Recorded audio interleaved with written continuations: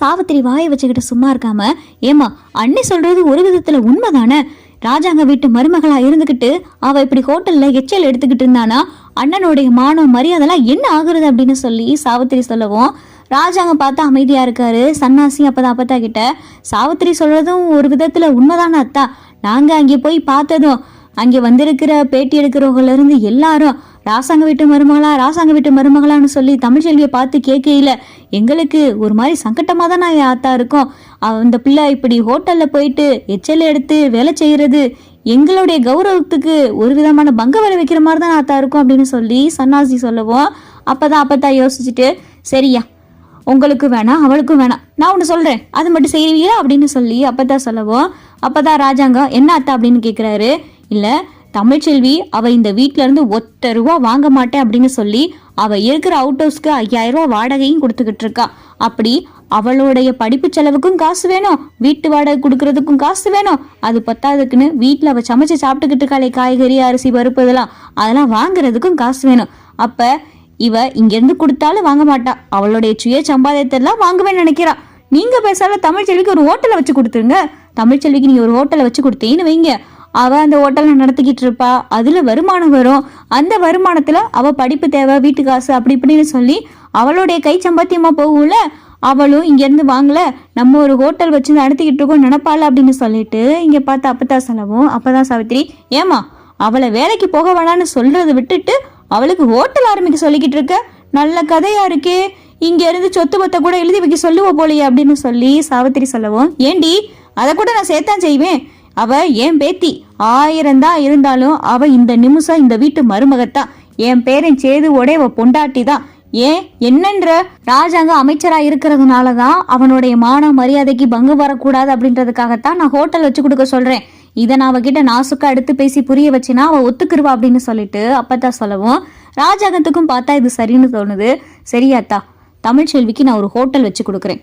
தமிழ்ச்செல்வியோட அம்மா அப்பா யாரு வேணா அந்த ஹோட்டலை நடத்தலாம், அந்த ஹோட்டலுக்கும் எனக்கு எந்த சம்மந்தமும் கிடையாது, நான் அந்த ஹோட்டலை வச்சு கொடுத்துறேன்.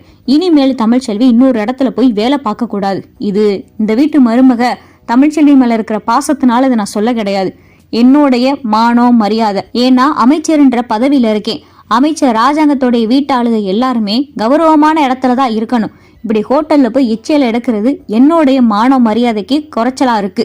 அதனால தமிழ்ச்செல்வி இனிமேல் ஹோட்டலுக்கு வேலைக்கு போகக்கூடாது. நாளைக்கே ஒரு நல்ல ஹோட்டலா தமிழ்ச்செல்விக்கு நான் வச்சு கொடுக்க தயார். இதை நீ தமிழ்ச்செல்வி கிட்ட பேசி ஒத்துக்க வைக்கிறது ஓம் பொறுப்பு அப்படின்னு சொல்லிட்டு ராஜாங்கம் சொன்னதும் அப்பத்தாக்கு பார்த்தா சந்தோஷமா இருக்கு. இந்த இப்பயே சொல்றேன் அப்படின்னு சொல்லிட்டு அப்பத்தா சொல்லிக்கிட்டு இருக்காங்க. சாவித்திரிக்கும் தாமரைக்கும் பார்த்தா பயங்கரமா எரிச்சலா இருக்கு.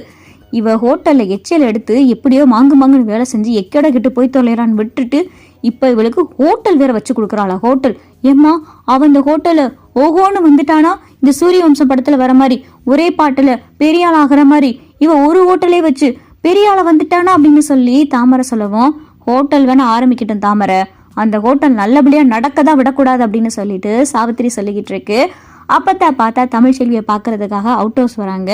வாங்க மச்சி வாங்க அப்படின்னு சொல்லி தமிழை கூப்பிடுவோம். தமிழ், இப்ப நான் சொல்றதுக்கு எந்த விதமான மறுப்பு தெரிவிக்காம நீ சம்மதம் மட்டும்தான் சொல்லணும், ஏன்னா இதுல உன்னுடைய மாமனாருடைய மான மரியாதைலாம் அடங்கியிருக்கு அப்படின்னு சொல்லிட்டு அப்பத்தா சொல்லவும், புரியுதம்மாச்சி, இன்னைக்கு மாமா என்னை ஹோட்டல்ல வேலை பார்க்கறப்ப பார்த்துட்டாங்க, அதை பத்தி உங்ககிட்ட பேசின ஆளா அப்படின்னு சொல்லிட்டு தமிழை கேட்கவும், அதை பேசுனது மட்டும் இல்ல, ராஜாங்கமே ஒரு முடிவு எடுத்திருக்கான், இந்த முடிவுக்கு நீ சம்மதம் சொல்லணும், அப்படி சொல்லனேன்னு வை அவனுடைய மான மரியாதைக்கு குறைச்சலாயிரும் நினைக்கிறான். ஏன்னா இப்ப அமைச்சர்ன்ற பொறுப்புல இருக்கிறதுனால 4 பேர் வாய்ப்பட பேசுறத அவனால காது கொடுத்து கேட்க முடியல, அவன்கிட்ட ஏகப்பட்ட கேள்வி கேட்கிறாங்க, அதுக்காகவாது இதுக்கு நீ முடிவுக்கு சம்மதம் சொல்லணும் அப்படின்னு சொல்லிட்டு அப்பத்தான் சொல்லவும், என்னன்னே சொல்லாம சம்மதம்னு கேட்டுக்கிட்டு இருக்கீங்க, என்ன மச்சி என்னன்னு சொல்லுங்க அப்படின்னு சொல்லி தமிழ் கேட்கவும், அது ஒன்றும் இல்லை தமிழ், ராஜாங்கம் உனக்கு ஒரு ஹோட்டல் வச்சு கொடுக்கலான்னு சொல்லியிருக்கான், நாளைக்கு அதுக்கான ஏற்பாடு பண்ண போறானா.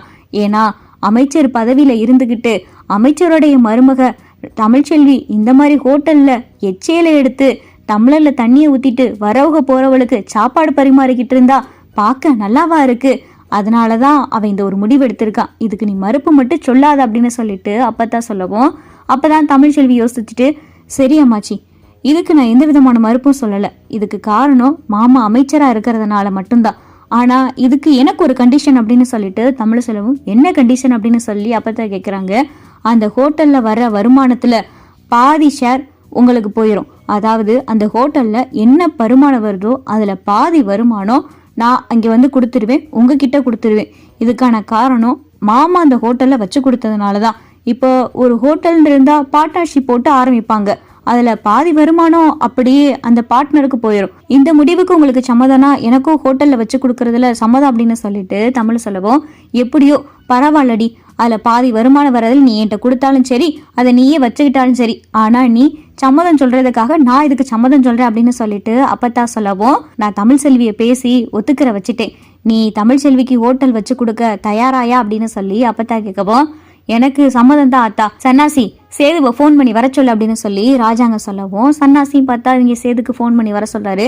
என்னப்பா கூப்பிட்டீங்களா அப்படின்னு சொல்லிட்டு சேது கேட்கவும், சேது ஒரு நல்ல ஒரு ஹோட்டல் இடமா பாரு, அதே மாதிரி நல்ல பிக்கப் ஆகிற ஏரியாவா இருக்கணும், ஹோட்டலுக்கு தேவையான பொருட்கள்ல இருந்து எல்லாமே ஒரு ஹோட்டலுக்கு கடை ஓப்பன் பண்றதுக்கு என்னென்ன வேணுமோ எல்லாமே நீ ரெடி பண்ணிரியா, தமிழ்செல்விக்கு ஹோட்டல் வச்சு கொடுக்கணும் அப்படின்னு சொல்லிட்டு ராஜாங்க சொன்னதும், என்னப்பா என்ன சொன்னீங்க அப்படின்னு சொல்லி சேது கேட்கவும், தமிழ்செல்விக்கு ஹோட்டல் வச்சு கொடுக்க போறேன் அப்படின்னு சொல்லிட்டு ராஜாங்க சொல்றாரு.